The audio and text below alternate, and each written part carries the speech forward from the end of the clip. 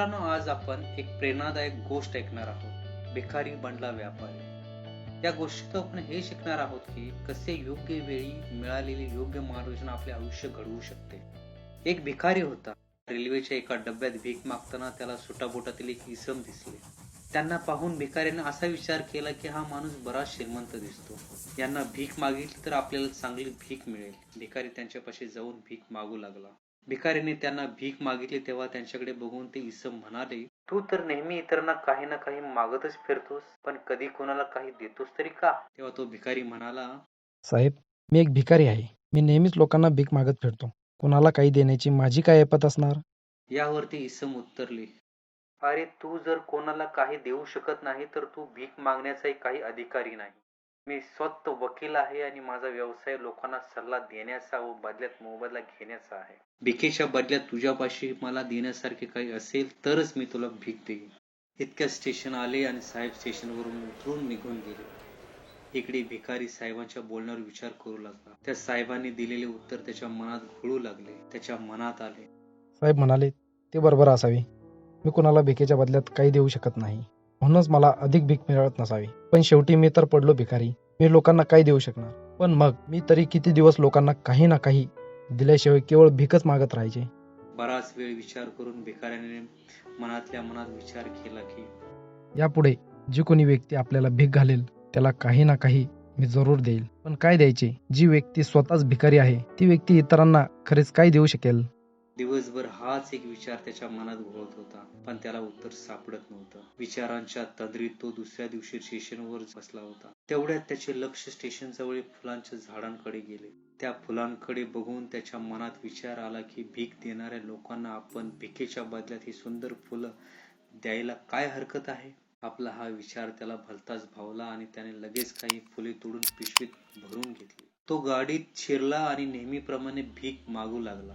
जो कोणी त्याला भीक घाली त्याला तो आपल्या पिशवीतील काही फुले काढून देत असे. ती सुगंधी ताजी फुले बघून लोक खुश होऊ लागले. आता आपण सुद्धा लोकांना भिकेच्या बदल्यात काही देऊ शकतो ही भावना त्याला सुखावू लागली. आपण फक्त भीक मागतो ही भावना दूर झाली. काही दिवसातच त्याच्या लक्षात आले की त्याला पूर्वीपेक्षा आता अधिक भीक मिळू लागली आहे. तो रोजच्या रोज स्टेशन जवळ फुला झाडांची फुले तोडत असे आणि जोपर्यंत त्याच्यापाशी फुले असतील तोपर्यंत लोक त्याला भीक घालीत असत आणि फुले संपली की लोक सुद्धा भीक देत नसत. असेच एक दिवस गाडीत भीक मागत असताना त्याला तेच सुटाबुटातील साहेब पुन्हा दिसले. तो लगेच त्यांच्यापाशी गेला आणि म्हणाला, साहेब, आज बघा मला तुम्हाला देण्यासाठी फुलं आहेत. तुम्ही मला आज भीक दिलीत तर बदल्यात मी तुम्हाला काही फुलं देईल. त्या साहेबांनी त्याला काही पैसे दिले आणि त्याने बदल्यात दिलेली सुंदर फुले ठेवून घेतली. भिकाऱ्यातील हा बदल बघून साहेब खुश झाले होते. ते म्हणाले, वाह क्या बात है, आज तू ही माझ्यासारखा एक व्यावसायिक झालास. एवढं बोलून साहेब गाडीतून उतरून निघून गेले. त्या साहेबांनी बोललेले एक वाक्य, आज तू ही माझ्यासारखा एक व्यावसायिक झालास, भिकाऱ्याच्या मनात घर करून गेलं. तो सतत याच गोष्टीचा विचार करू लागला आणि मनातल्या मनात तो खुश होऊ लागला. त्याच्या डोळ्यात एक वेगळीच चमक दिसू लागली. आपल्या जीवनात सकारात्मक बदल घडवून आणण्याची एक गुरुकिल्लीच जणू काही आपल्या हाती लागली आहे असे त्याला वाटू लागले. विचार करीतच तो गाडी खाली उतरला आणि आकाशाकडे नजर टाकीत तो म्हणाला, नाही, मी भिकारी राहिलेलो नाही. व्यावसायिक आहो, व्यावसायिक. मी सुद्धा त्या साहेबांसारखा एक छान व्यावसायिक होऊ शकतो. मी सुद्धा श्रीमंत होऊ शकतो.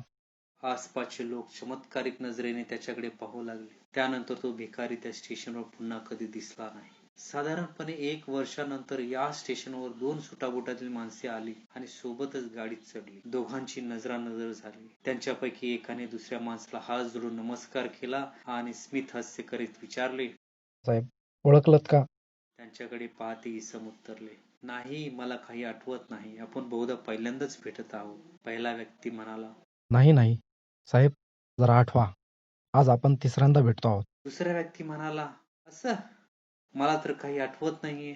याआधी 2 वेळा आपण एकमेकांना भेटलो होतो. पहिला माणूस हसून उत्तरला, याआधी दोन्ही वेळेला आपली भेट ह्याच स्टेशनवर आणि ह्याच गाडीत झाली होती. पहिल्या भेटीत तुम्ही मला जीवनात कशाला महत्व आहे हे सांगितले आणि दुसऱ्या भेटीत मला मी कोण आहे हे सांगितले होते. आठवतंय? आणि या दोन्ही गोष्टींचा परिणाम म्हणून मी आज फुलांचा एक व्यावसायिक झालोय आणि माझ्या व्यवसायाच्या संदर्भात मी आज दुसऱ्या गावी जातोय. पहिल्या भेटीत आपण मला निसर्गाचा नियम सांगितला होता की आपल्याला काही मिळवायचे असेल तर आपल्या जवळचं काहीतरी द्यावं लागतं. हा देण्या घेण्याचा नियम खरोखर फार उपयुक्त आहे आणि मला तो पूर्णपणे पटलेला आहे. मीच मला नेहमी भिकारी समजत राहिलो. या पलीकडे मी काही विचार केलाच नव्हता. दुसऱ्या भेटीत तुम्ही मला मी व्यापारी झाल्याचं मला जाणून दिलं आणि मग मला असं पक्केपणे वाटू लागलं की मी भिकारी नाही, व्यावसायिक आहे. हा आत्मविश्वास तुम्ही माझ्यात जागवला. आज मी खरंच एक चांगला व्यापारी झालोय. मित्रांनो, तुम्हाला माहित आहे का ते दुसरे महान व्यक्ती कोण होते? अशाच प्रकारच्या असंख्य दीनदुबळ्यांचे उद्धार करता, महत्वाकांक्षी तरुणांचे प्रेरणास्त्रोत, महान विद्वान, दार्शनिक आणि आजवर जन्मलेले सर्वात महान भारतीय भारतरत्न डॉक्टर भीमराव आंबेडकर. या सत्य घटनेतून त्यांनी आपल्याला हे शिकवले की आपल्याला जे हवे आहे ते आपण बनू शकतो. तुम्ही स्वतःकडे कसं बघता यावर तुमचं आयुष्य अवलंबून आहे. अत्त दीप भव, अर्थात तुम्हीच तुमच्या आयुष्याचे दीपक बना. आयुष्यातील अज्ञान रूपी अंधकाराला दूर करा. मित्रांनो, आम्ही आशा करतो की हा व्हिडिओ तुम्हाला आवडला असेल. या व्हिडिओला लाईक आणि शेअर करून अधिकाधिक लोकांपर्यंत पोहोचवा. अशाच प्रेरणादायक व्हिडिओसाठी आमच्या चॅनलला सबस्क्राईब करा. नेहमी स्वस्थ राहा, आनंदी राहा आणि त्यांना प्रेरणा देत राहा. धन्यवाद. चांदण्याची छाया, कापराची काया, माऊलीची माया होता माझा भीमराया, माऊलीची माया होता माझा भीमराया.